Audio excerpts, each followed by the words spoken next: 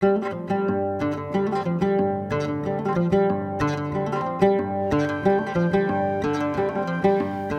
האמת, היו לי ציפיות פחות טובות, שלא יקבלו אותי, שלא יהיה לי קל, שנקבל הרבה דחיות מהצוות, מהמנהלים, לא יקבלו ולא רוצים שמורה ערבייה תלמד אצלהם בבתי ספר, כי את לא מכירה את התרבות שלנו יותר לעומק, את לא יכולה לעמוד מול תלמידים, יש לך כיסוי על הראש, אחד מההתנגדויות, אבל אחרי שהגעתי ואחרי שהתחלתי, כל הציפיות שלי כבר הפכו להיות חיוביות יותר.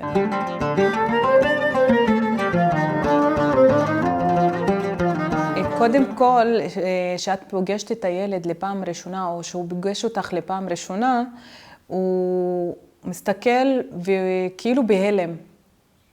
הוא לא יודע מה להגיב. כולו שאלות, מלא שאלות בראש שלו הוא רוצה לשאול אותך. מאיפה את ומה תלמדי, מה תתני לנו, אם את תלמדי אותנו ערבית, למה את עם כיסוי ראש, מה זה נותן. תמיד רוצים לדעת על הדברים האישיים שלך, יותר מעניין אותם מה תלמדי בחומר הלימוד.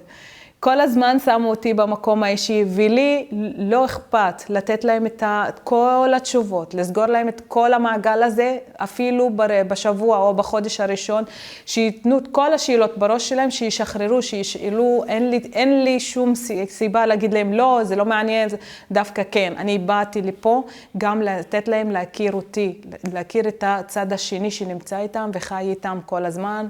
אני אומרת שזה תרבות שנייה, שזה תרבות הערבית, שיכירו אותה. היה לי מקרה ששאלתי פעם שאלה, איך קיבלתם ביום הראשון שידעתם שיש לכם מורה ערבייה באה ללמד אתכם מדעים? כל הילדים שתקו. חוץ מילד אחד הרים יד ואמר לי, אני חושב שכל הערבים מחבלים. אמרתי יופי, אתה פתחת שיח פה ואני אענה לך. נתתי לו תשובה שאמרתי לו שאני ראית אותי נכנסת. הבאתי דברים איתי, הבאתי נשק, צרחתי, צעקתי, או שכל הזמן אני צוחקת ומחבקת אתכם וזה. אומר לי כן. אז אמרתי לו, אז מה אתה חושב עכשיו? אומר לי לא. אמרתי לו, כמו שאתה חושב עכשיו, זה מה שאתה צריך כל הזמן לחשוב. אנחנו לא מחבלים. לא כל העולם עולם פשע. יש תמיד אנשים טובים, בכל מקום, אפילו אצל ערבים או אצל יהודים.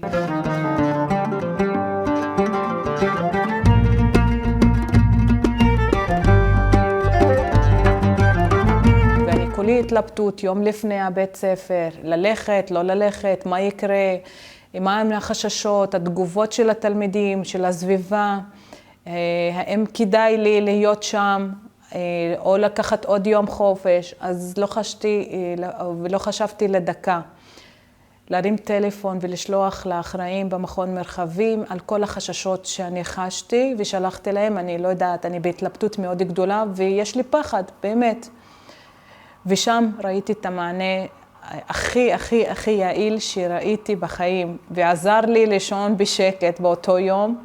עשו שיחת זום לכל המורים שרוצים, ויש להם פחד וחששות. אפילו עזרו לנו לכתוב הודעות למנהלים, מה הנוסח, מה להגיד, מה התגובות. אפילו אם היו תגובות של מנהלים שליליות, לא, אתה חייב להגיע, פשוט אמרו לנו מה להגיד בדיוק, ויעזרו לנו גם מבחינת משרד החינוך עצמו.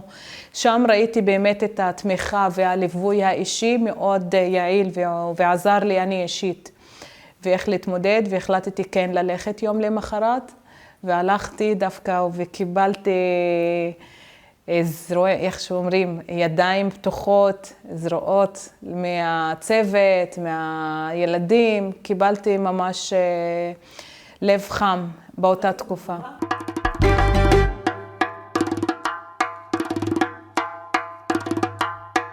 מכון מרחבים יש לו את הידיים הפתוחות, ויש לו את כל המשרות, יש לו את כל התנאים שמורה או מורה במגזר הערבי שלא מוצא עבודה והוא רוצה לעבוד, אז יש לו את הכתובת, והם ישמחו גם לקדם אתכם.